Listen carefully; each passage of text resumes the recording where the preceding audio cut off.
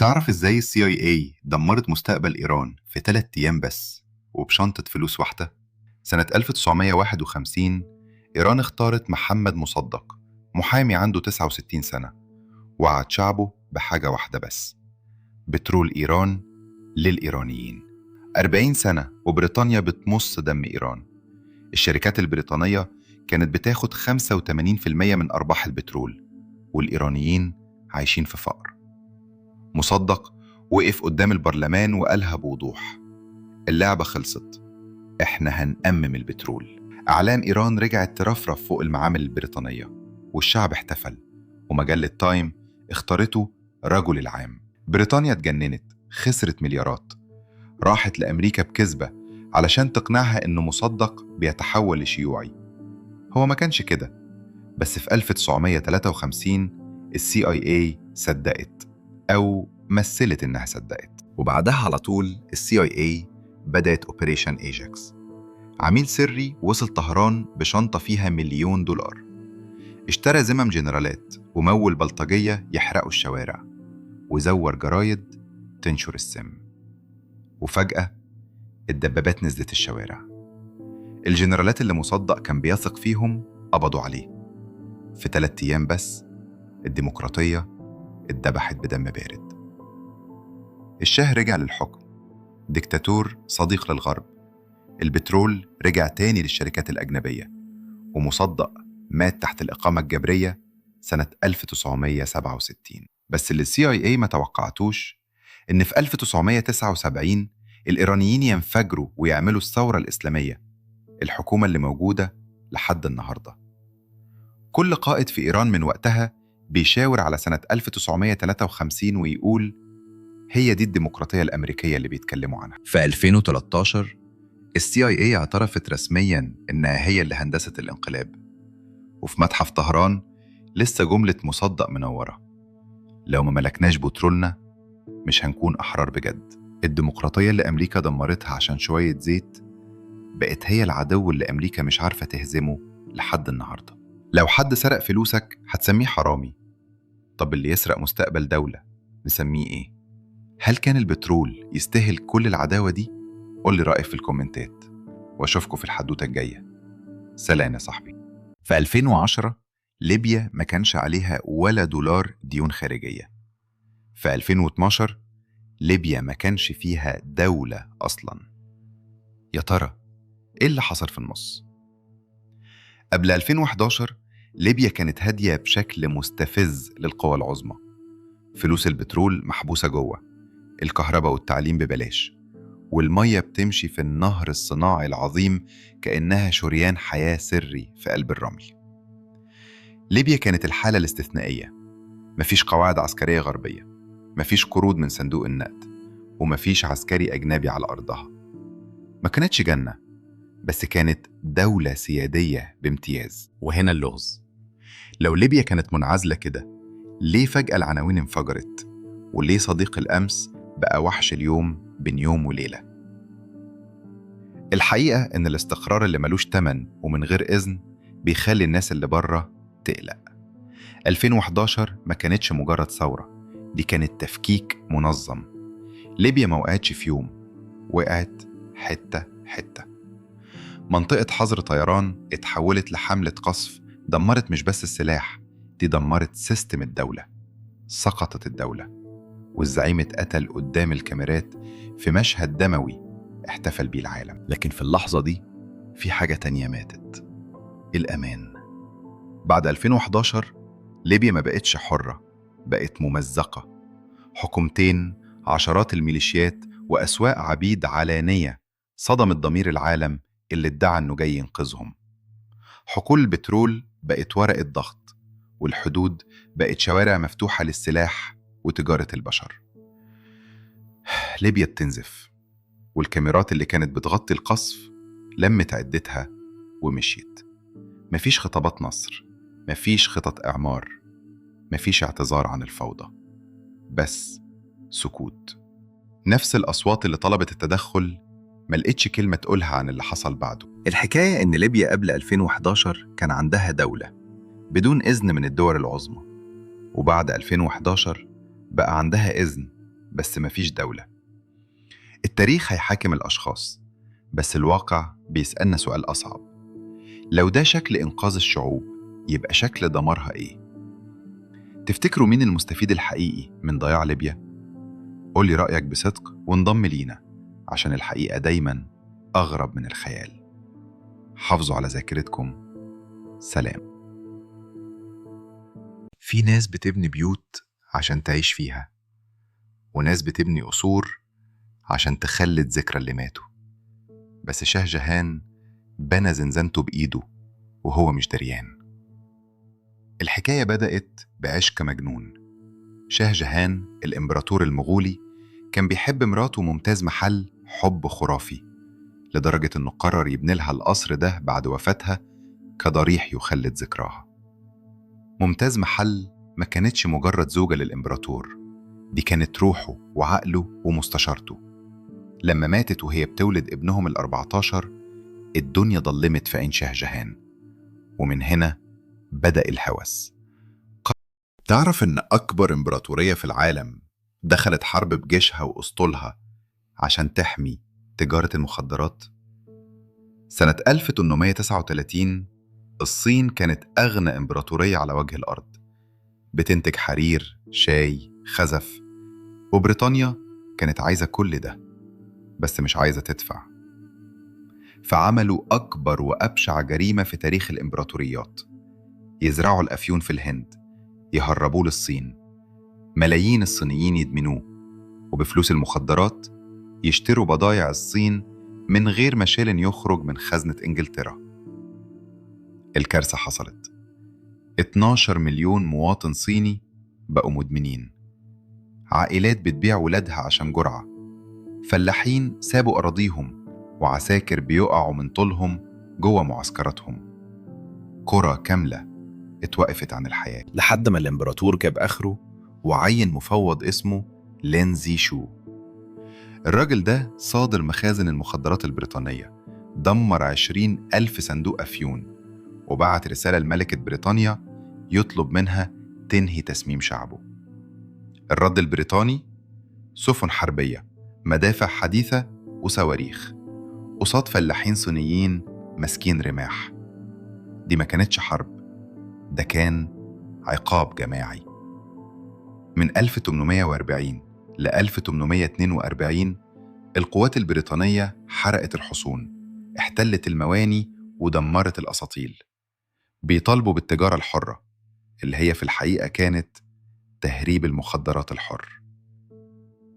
الصين أجبرت تمضي معاهدة نانجينج، دفعوا ملايين، فتحوا موانيهم، اتنازلوا عن هونج كونج، وتجارة المخدرات بقت قانونية ومحمية بعلم بريطانيا. وما اكتفوش بكده. في 1856 الكابوس رجع. بريطانيا رجعت ومعاها فرنسا، اقتحموا بكين وحرقوا القصر الصيفي القديم، واحد من أعظم عجائب آسيا، وخلوه رماد. قرن كامل من الإدمان، ملايين ماتوا، وإمبراطورية اتهدت من جوه لحد ما كانت هتنتهي. وكل ده بدأ عشان بريطانيا كانت عايزة تشرب شاي، بس ببلاش. تفتكروا إيه هو أفيون العصر اللي بنعيشه دلوقتي؟ وهل لسه في شعوب بتدفع تمن رفاهية غيرها من دمها؟ شاركونا رأيكم في الكومنتات، واعملوا شير للفيديو عشان الحقيقة ما تموتش. بقولك إيه؟ تعرف إن قناص عراقي واحد قدر يخلي جيش كامل بأقماره الصناعية ومدرعاته يمشي في الشارع مرعوب يبص لفوق؟ والجيش الأمريكي بكل جبروته ما قدرش يلاقي لحد النهاردة؟ أوائل الألفينات، بغداد، جنود أمريكان بيتقتلوا واحد ورا التاني، رصاصة واحدة، إصابة قاتلة، ومفيش أي أثر، مفيش فوارغ رصاص ولا حتى شهود. المخابرات الأمريكية اكتشفت حاجة مرعبة. القناص ده مش بيضرب عشوائي، ده بيستهدف الثغرات الصغيرة جدا اللي الدروع الأمريكية ما بتغطيهاش، أسفل الرقبة أو تحت الدراع. عملية محترفة ونظيفة 100%. الجيش الأمريكي سماه جوبا. ما يعرفوش مين ده ولا شكله إيه، كل اللي يعرفوه إنه بيصطادهم. جوبا بيشتغل لوحده، بيمشي كأنه شبح، بيراقب، يستنى رصاصة واحدة ويتبخر. الأمريكان اتجننوا، نشروا فرق قناصة، مسحوا الأسطح، والنتيجة 0. يضرب يوقع جندي ويختفي قبل ما الدعم يوصل، وتاني يوم في حي تاني خالص ضربة جديدة. العداد بيزيد، 10، 20، 37 جندي. التكتيك بتاعه كان كابوس. جوبا ما كانش بيقعد على أسطح الإمارات زي القناصين العاديين. تقارير قالت إنه كان بيضرب من جوه شنطة عربية من فتحة ما تتشافش بالعين، طلقة واحدة والعربية تتحرك قبل ما الدم يلمس الأرض. الأمريكان جابوا أحسن قناصين عندهم، طيارات بدون طيار، زرعوا طعوم وهمية وفخاخ عشان يستفزوه يضرب رصاصة تانية تكشف مكانه. بس جوبا ما بيبلعش الطعم، هو اللي بيختار الزمان والمكان. الرعب وصل لدرجة إن الجنود بقوا يخافوا يبصوا من مناظرهم، لا الشبح يكون باصص لهم من الناحية التانية مستني عيونهم تظهر. راجل واحد شل تكتيكات جيش كامل. غيروا مسارات دورياتهم، بقوا يتجنبوا الشوارع المفتوحة، المخابرات اتقسمت. هل هو ضابط عراقي سابق من القوات الخاصة؟ ولا شبكة قناصين بيستخدموا نفس الأسلوب عشان يزرعوا الرعب؟ وفي 2006 القنص وقف فجأة. اختفى جوبا زي ما ظهر. مفيش جثة، مفيش إعلان اعتقال، مفيش أي تأكيد رسمي. 37 قتيل مؤكد، ملايين الدولارات عشان يلاقوه، والنتيجة شبح اتبخر في الهواء. أمريكا لحد النهاردة ما تعرفش مين هو جوبا، فليرحم الله البطل. معظم الناس فاكرين إن طول ما هم بعيد عن منطقة الحرب أو بلدهم مش طرف فيها فهم في أمان. بس الحقيقة إن الدخان ما بيعرفش يعني إيه حدود، والهواء اللي بتتنفسه دلوقتي ممكن يكون شايل ملوثات جاية من مسافات آلاف الكيلومترات. اللي بيتحرق دلوقتي في حقول البترول ومستودعات الوقود مش مجرد نار، ده مصدر ضخم لانبعاثات كربونية وملوثات خطرة بتطلع مباشرة للغلاف الجوي. والمطر الملوث مش خيال علمي، ده ظاهرة معروفة بتحصل لما الملوثات تختلط بالسحب وتنزل مع الأمطار. الدراسات الأخيرة عن تأثير حرائق الطاقة في حروب 2026 بتقول إن كمية الانبعاثات في أسبوع واحد عادلت انبعاثات دولة صغيرة في سنة كاملة. الحكاية بتبدأ لما البترول بيتحرق بالضخامة دي، بيطلع منه ثاني أكسيد الكبريت، بنزين، وجزيئات معادن تقيلة. الحاجات دي ما بتختفيش، بتطلع لفوق وبتختلط ببخار المية جوه السحاب. والأخطر بقى اللي التقارير المناخية خايفة منه، الكربون الأسود. الجزيئات دي صغيرة جدا لكن تأثيرها كبير. لما تترسب على التلج في الجبال البعيدة بتقلل قدرته على عكس أشعة الشمس وبتخليه يمتص حرارة أكتر، وده بيساهم في تسريع ذوبان الجليد. الحرب دي مش بس بتغير خريطة بلاد، دي ممكن تغير مناخ الكوكب. الانبعاثات دي بتخلق احتباس حراري موضعي ممكن يأثر على مناخ المنطقة بالكامل. التاريخ بيعيد نفسه بقسوة. في القصف الذري لهيروشيما تم رصد ما عرف بالمطر الأسود نتيجة اختلاط الدخان بالإشعاع والسحب. وفي حرائق آبار النفط في الكويت في 91 سحب الدخان اتحركت لمسافات كبيرة ووصلت لدول بعيدة. والنهاردة الدخان مالوش سقف وتأثيره ممكن يعدي حدود أي دولة. منظمة الصحة العالمية بتحذر من آثار تلوث الهواء على الصحة، خصوصاً زيادة مشاكل الجهاز التنفسي مع التعرض المستمر للجسيمات الدقيقة. القنبلة ليها تمن لحظي، بس التلوث ليه فاتورة طويلة بندفعها من صحتنا وصحة الأجيال اللي جاية. الرسالة هنا مش تخويف، لكن فهم أعمق للصورة الكاملة. الحرب ممكن تخلص على الأرض، لكن أثرها بتفضل موجودة في الهواء وفي المية وفي كل نفس بيتاخد بعدها. السؤال بقى، هل العالم مستعد يتعامل مع النوع ده من التأثيرات؟ ولا هنفضل نتفاجئ بيها كل مرة؟ وهل شايف إن التأثيرات دي واخدة حقها من الاهتمام الإعلامي؟ تعرف إن أكبر عملية نصب في التاريخ ما كانتش من عصابة؟ دي كانت من شركة دخلت الهند علشان تتاجر في التوابل والقماش، وخرجت منها وهي سايبة وراها جثة قارة كاملة. الحكاية بدأت سنة 1608 لما مراكب تجارية رست في المواني تحت اسم شركة الهند الشرقية. رسموا دور التجار الغلابة وقالوا احنا بتوع بيزنس وبس، لا في غزو ولا طلقة رصاص واحدة. لكن الشركة دي اكتشفت ان الهند غنية جدا بس متقسمة. بدأوا يشتروا ذمم الأمراء بالفلوس، يسلحوا الممالك المتنافسة ضد بعض ويدخلوا في خناقات الوراثة. قلبوا الهندي على خول هندي لحد ما الدنيا بقت جاهزة. وفي سنة 1757 في معركة بلاسي الإنجليز هزموا جيش هندي عملاق، مش بالقوة، بالخيانة. دفعوا رشاوي للقادة علشان ينسحبوا من المعركة ويسيبوا جيشهم يتذبح. تخيل، شركة تجارية بقت بتحكم الملايين، والمصيبة إنها حكمت الهند بعساكر هنود بيقبضوا ملاليم علشان يقتلوا ولاد بلدهم. الضرايب زادت لحد ما بقت مستحيلة. الفلاحين اتجبروا يزرعوا محاصيل لبريطانيا بدل ما يزرعوا أكلهم اللي بيعيشوا عليه.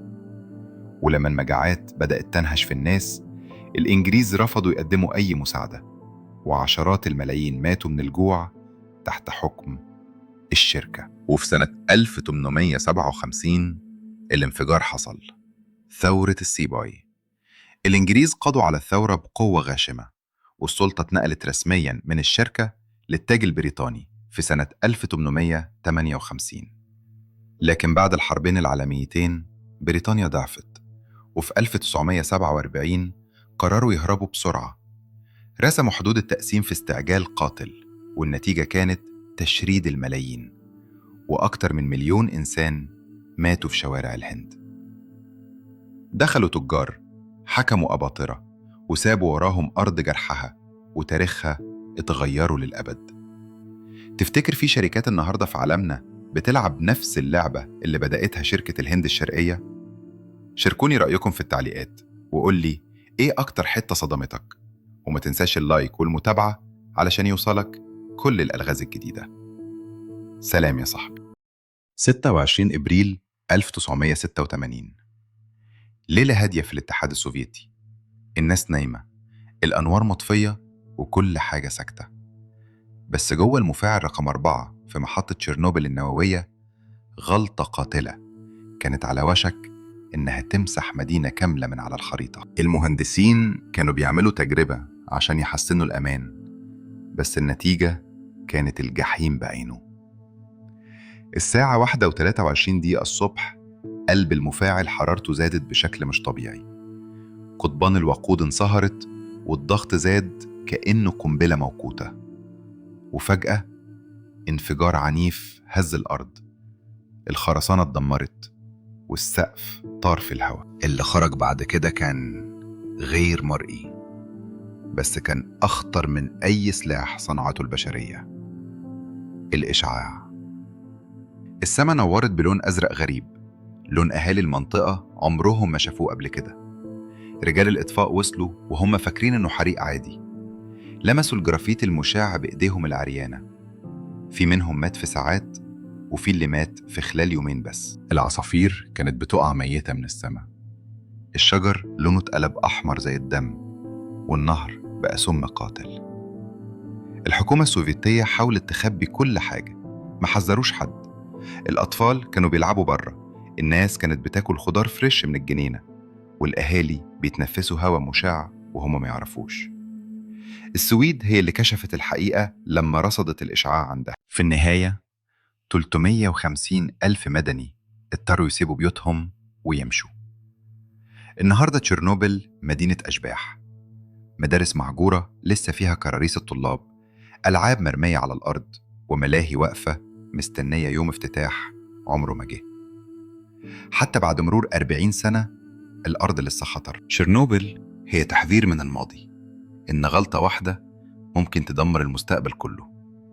شاركني رأيك في التعليقات. تفتكر إيه هي الكارثة التانية اللي العالم مخبيها عندنا؟ وما تنساش اللايك والشير والسبسكرايب علشان توصلك كل الألغاز الجديدة. عشان تقتل فكرة لازم تقتل صاحبها. بس لما يكون الراجل ده أمريكا بتكرهه والشرق الأوسط بيستقبله كزعيم، يبقى مين اللي داس على الزناد؟ اتخان من اللي حواليه وتراقب من الحكومة، وفي الآخر اتقتل قدام الناس كلها. سنة 1946 شاب أمريكي أسمر عنده 20 سنة بياخد حكم ب10 سنين سجن. في السجن قلبه اهتدى للإسلام وخرج منه إنسان تاني، ما بقاش مالكوم ليتل، بقى مالكوم إكس. حرف الإكس كان الصرخة اللي مسحت الاسم اللي أمريكا فرضته على دمه وأجداده كعبيد. في شهور بقى بيهز أمريكا باختباطه، بقى بيملى قاعات ومدرجات. ال FBI فتحت له ملف فوراً، راقبوا تليفوناته، زرعوا جواسيس جوه مسجده، وبعتوا رسائل مزورة عشان يدمروا بيته وعيلته. بس الطعنة الأولى ما جاتش من الحكومة، جت من جماعة أمة الإسلام. اللي حصل إن مالكوم اكتشف الصدمة. اللي جاه محمد الأب الروحي بتاعه كان متورط في فضايح سرية. مالكوم اختار الحق وفضحه، فالجماعة اعتبروه خاين يستحق الموت. وسط التهديدات مالكوم بيسافر الشرق الأوسط سنة 1964، وهناك كل حاجة اتغيرت. لما راح يحج، الأمير فيصل ولي العهد وقتها استقبله كضيف دولة، وهناك شاف الأبيض والأشقر بيطوف وبيصلي على نفس السجادة مع الأسمر. عرف إن الإسلام الحقيقي ما بيعرفش ألوان. في مصر الرئيس جمال عبد الناصر استقبله استقبال الأبطال. مالكوم زار الأزهر، والعرب شافوا فيه بطل تحرر وزعيم إسلامي، مش مجرد مواطن منبوذ زي ما أمريكا بتعامله. رجع أمريكا باسم جديد، الحاج مالك الشباز، وقرر يرفع قضية ضد أمريكا في الأمم المتحدة بدعم من الدول العربية. هنا أعداؤه اتحدوا. ال FBI شافت إنه بقى خطر دولي، جماعة أمة الإسلام شافته مرتد، والعنصريين البيض كانوا مرعوبين منه. بيته اتولع فيه وعيلته جواه، وبقى عارف إن أيامه معدودة. 21 فبراير 1965 نيويورك، مالكوم بيطلع على المسرح. خناقة مفتعلة في الصالة عشان تشتت الانتباه. 3 رجالة بيقفوا و16 رصاصة اخترقت جسمه. مات وعنده 39 سنة. الراجل اللي خرج من ظلام الكراهية لنور اليقين قتلوه عشان فهم الحقيقة اللي كانوا خايفين العالم يفهمها. كان يا مكان وبيحصل في كل عصر وزمان، الأسود اصطادوا حمار، بس قبل ما يفترسوه أسد فيهم قال: ما تقتلوهوش، أنا عندي خطة. وبدل ما ياكلوه قرروا يتبنوه، ومع الوقت كسبوا ولاءه الأعمى وربوه على الطاعة. ولما جت اللحظة المناسبة رجعوه لقطيع الحمير تاني، بس مرجعش كمنبوذ، رجع كزعيم مسنود من الأسود. القطيع بدأ يخاف منه ويحترمه، وأي حد كان بيجرؤ يعارضه كان بيختفي فوراً. ولما الأسود كانت بتجوع، الزعيم ده كان بيقدم لهم حمير من بني جنسه على طبق من ذهب عشان يوفر عليهم تعب الصيد. في عيون قطيعه هو بقى بقوة الأسد، بس في عيون الأسود هو هيفضل دايماً مجرد حمار، وصوته هيفضل نهيق، عمره ما هيكون زئير. في النهاية الحمار هيفضل حمار حتى لو لبس جلد أسد. القوة الحقيقية عمرها ما تتبني على الخيانة. وأنا هنا ما بتكلمش عن الحمار،